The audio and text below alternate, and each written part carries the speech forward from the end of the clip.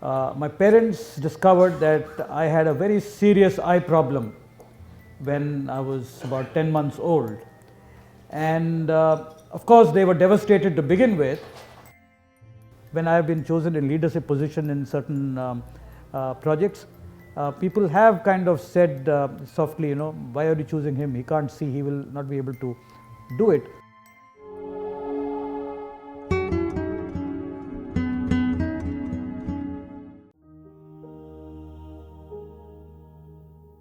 So first of all, sir, I'm so excited to have you on Storytellers today. Hi, Darpan. Thanks for having me on the show. And you've come a long way. You've done some good work, and it's a privilege to be on the show with you. Privilege is all mine, sir. Sir, I know you as a man who started the Blind World Cup in India. I know you as a man who have been into advertising. You have started a TV series called Nazariya Nazariya on DD National. You recently started a help desk for visually impaired and blind people in India. But the question that strikes in my mind is, I always see you smiling and I always see you in full confidence. So, I usually see that, parents, they lose hope when they have kids with special conditions. So, somehow I'm curious to know more about your upbringing, your childhood. Maybe if you would like to talk about that. To begin with, you're putting me under pressure by saying that I am always smiling, so I'm going to being compelled to smile for the rest of my life. Anyway, when I was about 10 months old, I had meningitis, which kind of was almost life-threatening. The doctors had kind of said that this child might not survive, but by the grace of God, I survived, and my parents discovered that I had a very serious eye problem when I was about 10 months old. And of course, they were devastated to begin with, but they just felt that I was their child and it was a gift from God, and they felt that they should make the most out of what I could bring to the world. So they started educating me and taught me to look at life positively and look for opportunities all the time.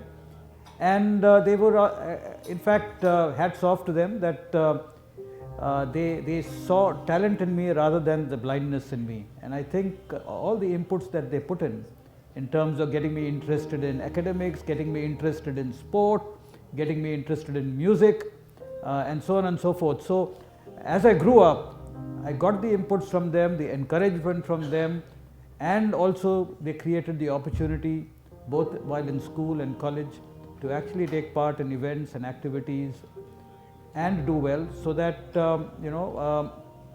I grew up, and today I would owe it to them that I have an attitude which has been positive so far. So talking about sports, you started the Blind World Cup in India. How did it all start? Well, 1989 was the first time that I visited a blind school in my life. And what I saw there kind of shocked me, and it was the quality of education and the quality of services being offered to blind children were pathetic compared to the mainstream schools and education setups, especially the ones that I went through. So I just felt that I needed to do something with people like me. So I started traveling around and visiting various organizations for the blind, and in Dehradun I saw a group of blind kids playing cricket. And the passion that I saw and the skill levels that I saw very clearly told me that there is a lot of talent, there is a lot of ability, and there was passion. And I just felt that sport could offer a lot to the life of visually impaired people in India. So that prompted me to start promoting cricket for the blind, and I started off by organizing a national tournament. That caught on in terms of popularity, and there were a number of teams from across India who wanted to participate. By the time it came to 1993, I just felt we had to raise the bar, and I said that we need to organize a World Cup in 5 years' time. So while I was on the one hand organizing cricket for the blind, on the other hand I was challenging myself, because as a kid growing up I wanted to be a fast bowler for India. I grew up at a time when there was no fast bowlers, and the Australian and the West Indian fast bowlers used to terrorize India rather. So I think it had to do with the passion of blind people of this country for the game of cricket and my own personal passion to cricket. And that's why I think the World Cup actually happened. So when you talk about World Cup is a huge event. Yeah. Can you talk a little about the challenges you faced during that? Well, the biggest challenge was funding. You know, getting funding was a major challenge. I wish the whole thing happened 20 years later, because today the government is talking about disability sport and all that. And there are so many sports management companies today who are helping with sponsorships and so on. But the time that I was contemplating organizing the World Cup, it was a true challenge. And that was one. The second one was to deal with the bureaucracy and the government machinery to actually get the foreign teams to India, especially teams from Pakistan, which was quite a challenge. Getting their visa and stuff was quite challenging. Then getting a team together to actually put together the event, promoting the event, getting media support was another challenge. So while these were all challenges, these were also learning opportunities. And you know, I'm thrilled to say that the World Cup, which happened in 1998, which was called the Kanishka World Cup, was quite a resounding success. So after that World Cup, you have also involved in a TV series called Nazariya Nazariya. That's right. See, during the World Cup and during the Cricket for the Blind promotion, I had traveled across the country, met with different stakeholders, and one thing which came to mind was the problem was not really about the blindness, it was the mindset. As the title of the television serial says, Nazar ka problem nahi hai, Nazariya mein problem hai. So the Nazariya problem needed to be addressed. And so we decided to kind of set up a project called iWay as a knowledge resource on living life and blindness. So this was done in 2003, and as we moved forward, we felt that just having a website and a knowledge resource was not good enough. We need to share that information with people in the country. So we started producing a radio program called iWay Ye Hai Roshni Ka Karwa, which resulted in people calling us up, and therefore we started a helpline. And in 2011-12 we got some funding, and we did this television serial which you were also involved with, called Nazariya Nazariya, where Nasiruddin Shah was the Sutradhar with Harsh Shaya being the anchor. So that was a great effort, and I think also a testament that being visually impaired does not necessarily mean that your life comes to a standstill. You know, there are opportunities. It's about you thinking of ideas. It's a mind game again. It's an issue of the mind. If you have the ideas and the courage to take it forward, then it's possible to do things. ये blind है, ये क्या करेगा? Have you experienced something like this in your life? Not the same sentence, but I've had the people saying that आप इनको क्यों चुन रहे हो, ये तो देख नहीं सकते, ये क्या करेगा? When I have been chosen in leadership position in certain projects, people have kind of said softly, you know, why are you choosing him? He can't see, he will not be able to do it. So this is something which even the best of visually impaired people have faced, not just once in their lifetime, but several times in their lifetime. So how do you take that? How do you feel about it? Well, you just take it on your chin and move on, because if you're going to listen to the world, you could be sitting in your house for the rest of your life.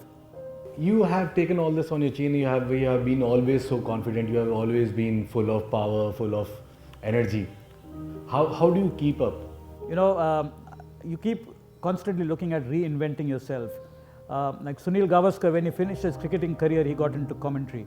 Amitabh Bachchan, when he finished as a hero, he started acting as a character role. So many people don't know this. G.R. Vishwanath, for example, he played in the 70s and he has disappeared. Okay, so the point in life I have realized is that you got to constantly discover yourself, reinvent yourself. I started with advertising in the 1980s. Moving forward, I kind of moved into cricket. After 8-10 years of advertising, I realized that I was getting a little tired and stagnant. I was looking for new ideas, and that's when I visited the blind school. So in life, there are prompters which give you opportunity to reinvent yourself. And my first prompter was in 1989-90 when I went to a blind school and then I saw blind cricket. That gave me a new direction in life. And while the energy levels were on the rise right up to my World Cup, the second World Cup and so on, and when I found that the energy levels were waning, I suddenly realized this whole business of mindset to be addressed. Blindness is not the real problem. So got into sharing information, doing radio programs and television and all that. And moving forward, the current challenge is to make this entire project with the blind sustainable. And since 2015 of December, we kind of have gone into a mode of getting into partnerships. Today, the iWay project is not just done by SCORE Foundation, the organization that I run, but it is run by 6 organizations across India. And in the next 2 years, we are hoping that every state would be having an iWay partner. That would be the time when I think the partners can take the movement forward. I would step out and do something else. So you constantly find something new to do that will keep your energy levels up. And I hope and pray that till the time I step into the grave, I will be doing this. So may I know a little bit more about this, something new you are planning to do? Well, a lot of people tell me that I am quite a good motivational speaker. So I just think that let me test the waters now. So I am looking at professionally getting into motivational speaking, sharing experience from life, and looking at various things. So that is one line of work. The other line of work is I am launching myself as a ham artist, H-A-M, ham artist. What is that? H-A-M is, H is for humor. As a visually impaired person growing up, there have been a lot of funny situations that I've been through, and they tend to be like jokes which whenever I share it, I find people are laughing. So that's the humor part of it. There are a lot of anecdotes which I'd like to share. And then there is music. As a child growing up, I was a big fan of Kishore Kumar, and whenever I used to sing, people would just ask me to shut up. And I have not really progressed much beyond the bathroom. But ever since I got married, my wife has been telling me that I sing well. So I need to test whether she's telling me the truth or she's just massaging my ego. So I'm going to be singing in public. The program will be a 1-hour program. It will be a combination of humor, anecdotes and music. I assure the audience that I will only sing 1 or 2 songs. Will not be singing for 1 hour, so that they don't have to put up with my voice. But I just thought it would be an interesting experiment to travel around the country and maybe travel around the world doing the ham. So since it's not a musical show, I won't ask you to sing. Thank you. But I would insist to share some anecdotes from your life. Okay, a couple of years ago, I had gone to Shimla on a speaking engagement. I was speaking at a girls' college. So I went into the auditorium, and I was shocked that the entire auditorium was chock-a-block full. There were people sitting down, there were people sitting on the floor in front, and there were girls standing at the back. And then I found the principal. She introduced me, and then I spoke for 1 hour. And at the end of this talk, when I came out, there was a group of girls who came to me and said, "Sir, when the announcement was made and when we came in, we thought we were going to listen to John Abraham." And the principal actually locked the door after we all came in.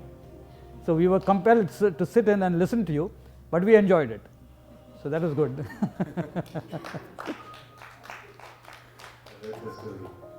So I have just 2 more questions to ask. Sure. One is, when you look back at your journey, the journey of life, what do you think about? I mean, how do you feel? Overall, when I look at it, I think it has been an exciting journey. It's been a lot of fun. And I would like to share over here the factor that contributes to fun is the challenges. Challenges at every stage, right from early childhood onwards, actually gives you a sense of achievement. It gives you a sense that you've overcome something, you've done something. So my life has been an obstacle course, and I feel like the famous Edwin Moses, who runs the 410 meters hurdles. You're running that race of life and you have hurdles. So it's been fun, exciting. So if you have to give a message to the youth who are watching this episode on our YouTube channel, Storytellers, right, what would you like to say? I would just say that problems are not really hurdles in your life. They add to the fun quotient of your life, if you are prepared to look for solutions. So don't look at life as a collection of problems, but look at it as an opportunity to come up with solutions. I'm saying this from being a mathematics student at college. We're solving problems all the time. And I realized that in life, to go forward, you have to be solution oriented. Look at solutions all the time, and you'll have fun, you'll enjoy life. On that note, let us take a break. Thank you. Thank you.